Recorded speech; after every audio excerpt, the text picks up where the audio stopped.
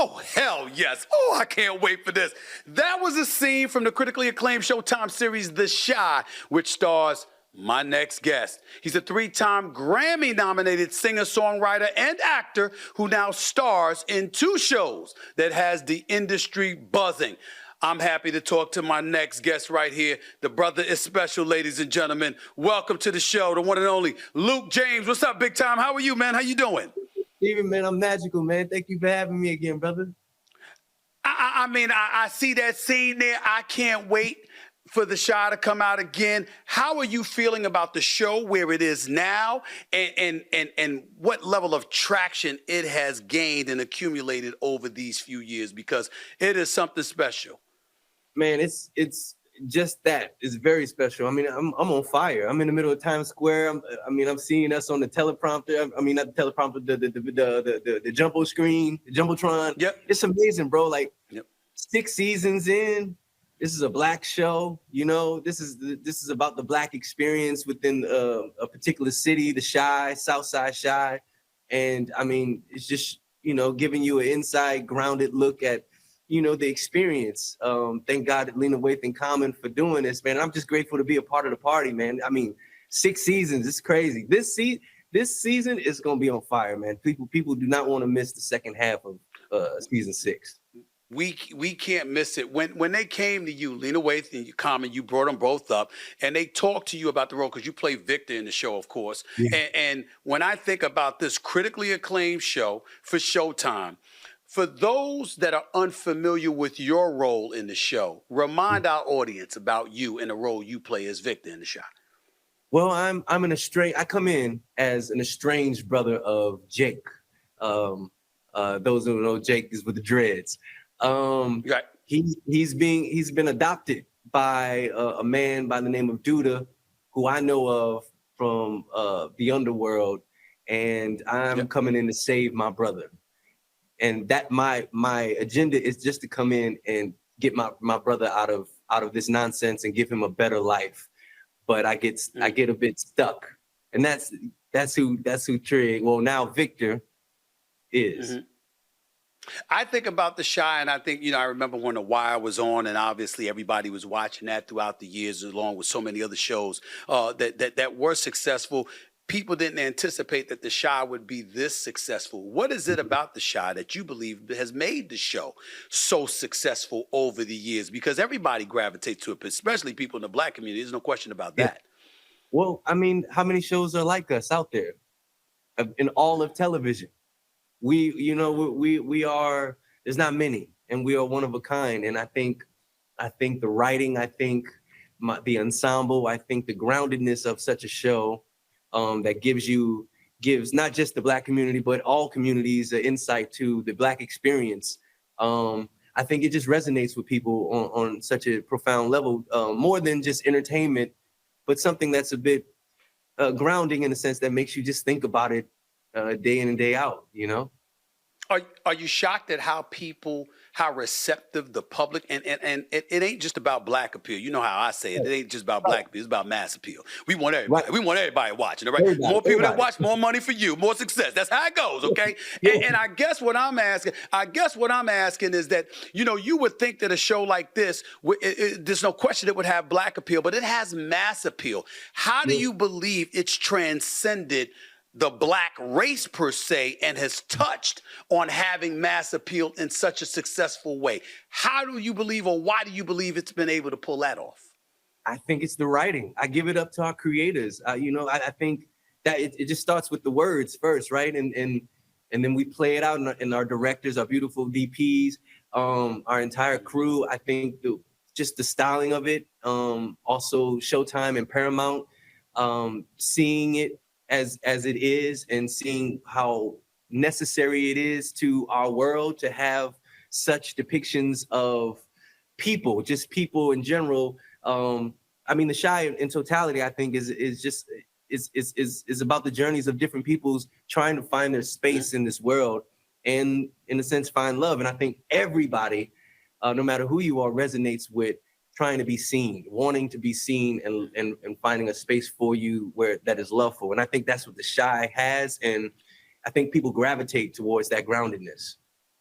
And remember, it ain't just about being seen, it's about being heard, because that's very important. Anybody from our community having a voice and making sure that it resonates. But guess what? When you allude to a journey, you're on your own journey, my brother. I mean, Yeah, I'm brother. looking at Amazon Prime's horror series, Them, and folks are talking about what a chilling performance it's been on your part. Emmy worthy. This is what they're saying about the one and only Luke James, who I'm talking to right now. They're saying Emmy worthy. This is what they're talking about. And I want it. Listen, for those that don't know, it's a horror anthology set in Los Angeles County circa 1991 and centers on LAPD Detective Dawn Reeve, who's assigned to a new case of gruesome murder that has left the most hardened detectives shaken. That's how they describe this. I want you to tell me about your role in this show and how you prepared for it. You know, the creator, Lil Marvin, this is his homage to the 80s and 90s classic horror films. You know, it's, you know, when you think of Seven or Candyman and Freddy Krueger, Right. you know, you think of those things that just stayed with you when you left the theater. I think he did a beautiful job in tailoring it in that way. This is the second installment. And I play a character by the name of Edmund, who is an aspiring, struggling actor in Los Angeles, who's working on and trying to wait for his big break, looking for his big break, but also who also has a deep void. He's in search of identity. And I think we go on that journey of watching him discover himself. You know, you're exploring yourself as an actor, and I mean, and I say that with all compliments, because you're willing. It's one thing to be in search of range. You seem to be a tad bit different. You seem to be somebody that wants to prove you already have that range. Am I wrong in saying that? I'm not trying to imply that you think you've arrived, because even though you have, we get better because we know we need to, and we have that hunger within inside ourselves. How would you describe yourself as an actor at this particular moment in time, as an artist, to be quite honest with you, in terms of the journey that you've traveled and where you believe you are now compared to where you were years ago? I'm a musician first, so I'm a sponge. So I'm a sponge, and I'm a child of just learning the craft. You know, and I think I'm fairly new to this particular medium, television, film, and I'm just open, and I'm a bit adventurous in that sense, and I'm constantly learning. And so I also look for things that challenge me in that way, that I can stretch. And I find myself leaning more into a space in the actor realm. I think of myself as a vessel. So I've been blessed to be able to take on roles that kind of make me think outside of myself, and in a sense kind of deepens my well of empathy. And I'm just grateful, man. I'm challenging myself. This role was a challenging role it's nothing I've ever done before. Absolutely freaked out to do it, but also grateful to be part of it, because I'm a believer and a fan of the show. And Little Marvin created such a safe space for me to explore the unknown. How difficult was it for you to accept the role? I mean, was it a scary proposition for you to embrace such a challenge, or was it something that you salivated for, that you looked for, that was different from anything else that you've been doing, and you were like, yeah, this will give me an opportunity to show what I can do?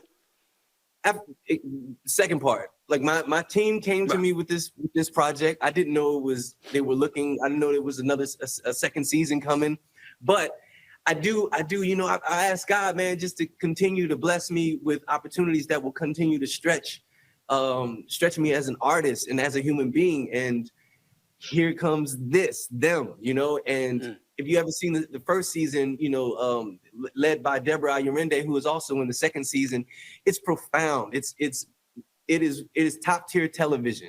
It's one of the best series on television in television history. Wow. So to be a part of it, to get the opportunity to be a part of it, I jumped to it. I'm a struggling actor, as we all are. So you just say really? Yes. Really? Is that what you're going to call yourself? Did you just say that about yourself with a straight face? That you a struggling actor? Really? You just said that? How the hell you struggling? If you struggling, there's a whole bunch of vagrants in the acting industry if you struggling. I mean, come on, bro. Listen, all of us are not promised, man. It's a hard business to commit to. and like fully commit to. I don't have no other job. Music, yes, is one thing, and music is how I got to this. But even that is fickle, right? And that's not promised. It's all predicated on someone else seeing the vision and loving it. And so for me, I'm auditioning constantly. Yesterday, I just did a self tape. I'm constantly putting myself out there to show that I can do more and to expand my territory. So yes, I keep that hunger in me. And I think most actors, theater artists, all of us, we feel that little bit of struggle. And when you keep that little bit of struggle, that allows you to continue to expand and do the unknown. You hail from New Orleans in a musical family, from what my research tells me. You started as a background singer for Tyrese. I did. I saw Tyrese. All right. So that's why that brother act like that. That's why. Nah, it's compliment. It's all love. I got a lot of love for Tyrese. And you were a writer for Justin Bieber, Chris Brown, and Britney Spears. That's true? Yeah. I've been blessed, man. I've been blessed to be in the rooms with people and just expand my territory and my talents, and lend my talents to those who see me and hear what I have to offer. I'm grateful, man. I'm really. So what do you enjoy more? What do you enjoy more at this point? The acting, or is it always going to be singing, songwriting? Is it always going to be that, or is acting really elevated in terms of your mind's eye? Music got me here. Music has taught me how to be open, how to be receptive. It has taught me a lot about life, and in a sense, it's taught me how to act. So I can never make that second, because that's just something I innately do. But acting has definitely played a big part in my life, in just different experiences, just different storylines, different lives. It has opened my mind to the world in general, right? The mass appeal. There's so many different types of people, and I'm grateful to be able to portray these different characters, and in senses, again, deep in my well of empathy as a human being. So I love both. I can't see myself not doing both. I watch your performance, and you're a talented brother, no question about that. And I think a lot more offers are going to come your way. They deserve to come your way. Let's be very, very clear about that. So keep doing what you're doing. But when you see your personality, when you see just the ambiance, the aura that comes with you, how you carry yourself, et cetera, nobody, I believe, would look at you and think for 1 second that words like anxiety or depression have ever been associated with you. But apparently they have. Talk about that, what your experiences were like with that, what brought those things on in your estimation, and how you were able to push through it. Well, I'm in a business that is, you have to really believe in yourself. You really have to put yourself out there, and you take a chance on people not seeing your worth, and in a sense that can get into you, especially if you've been doing it for years and years, and there's a lot of letdowns, there's a lot of no's before there's a yes, and you have to, what that has done for me is made my skin thicker and made my heart a bit more well, in a sense, because I've come to love myself completely without everything else.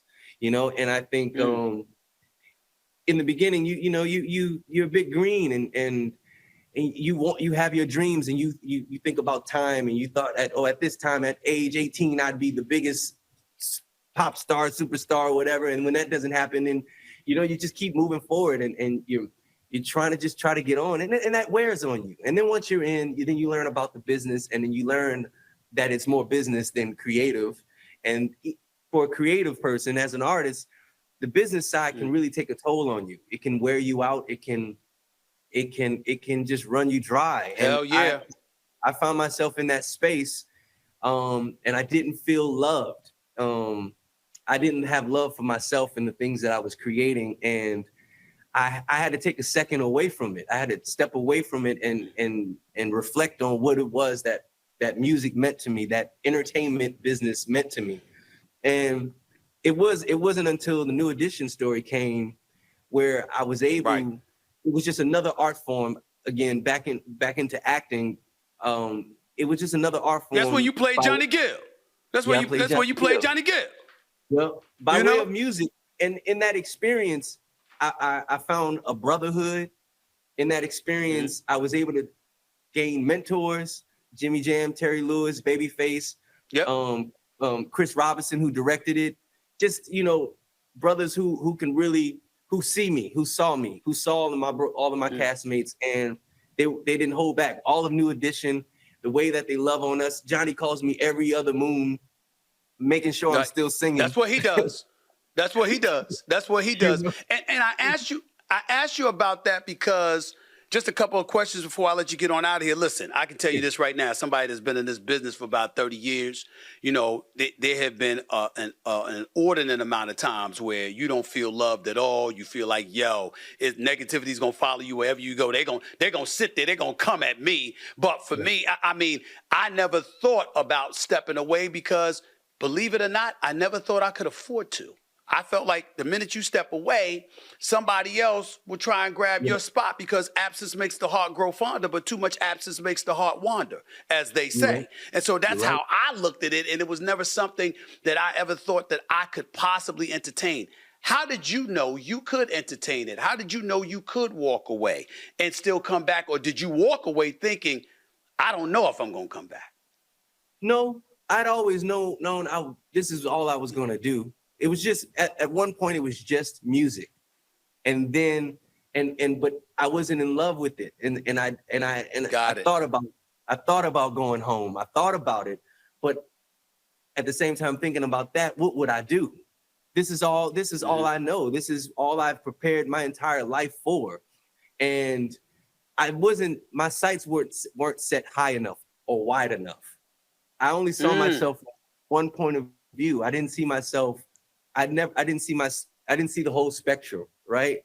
It's like a cat playing football and only thinking about playing the sport, but not thinking about the entire thing, which you could be a part of, right? Being an announcer, being a sports editor, being a coach, being somebody, how to pivot, because it's all in the same mainframe, but you have to see it that way. You can't, but you get tunnel vision in one aspect, and then certain things happen in your life that make you look at things differently. And I had to go through that.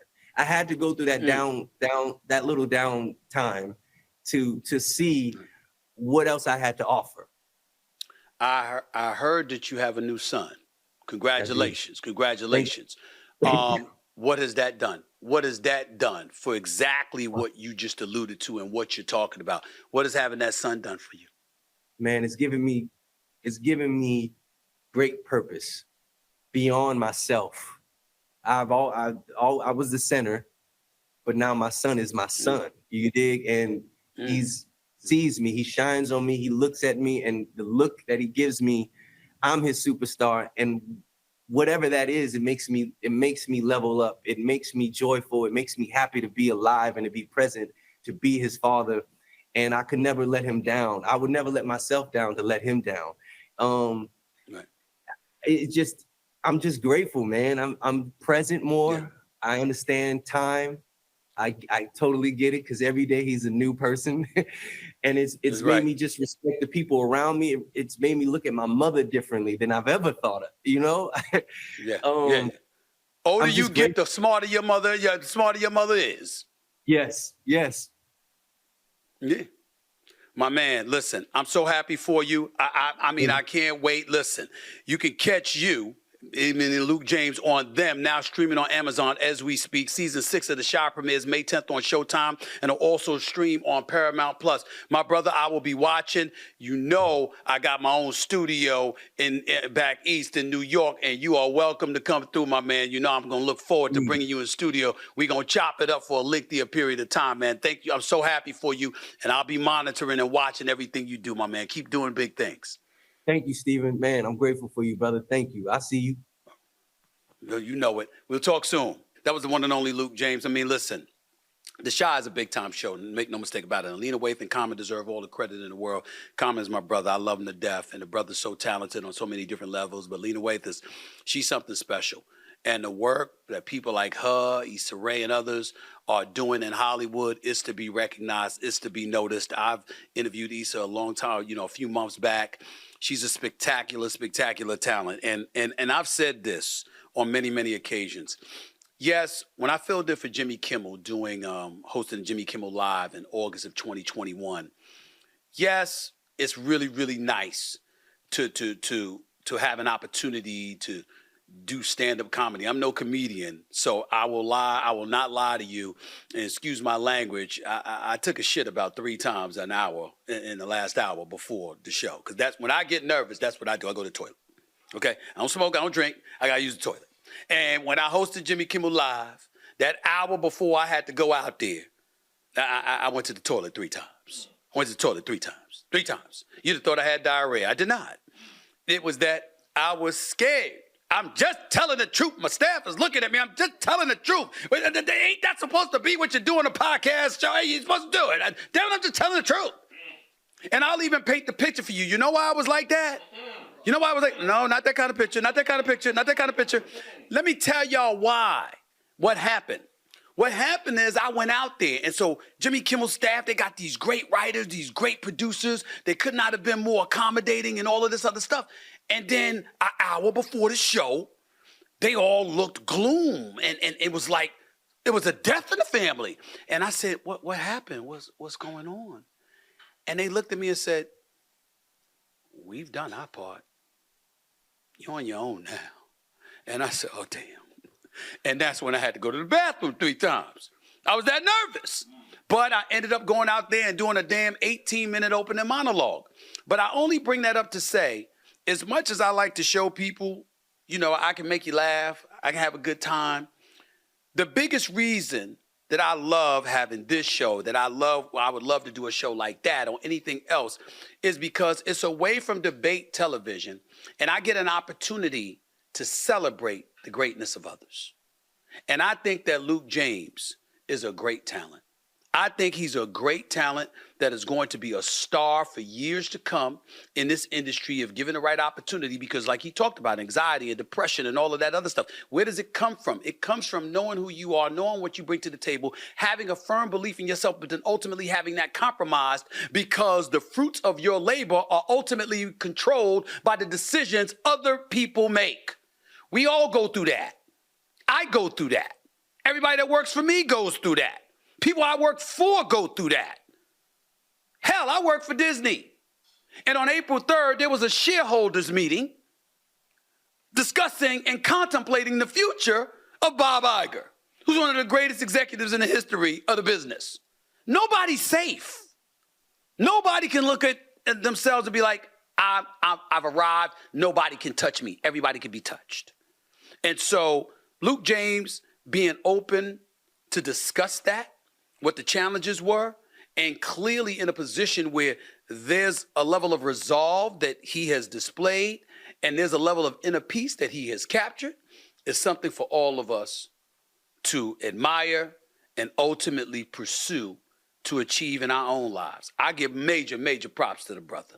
I'm real happy for him, and I can't wait for the Shy. All right, May 10th, Showtime, Paramount, all of that. Okay, and of course, them.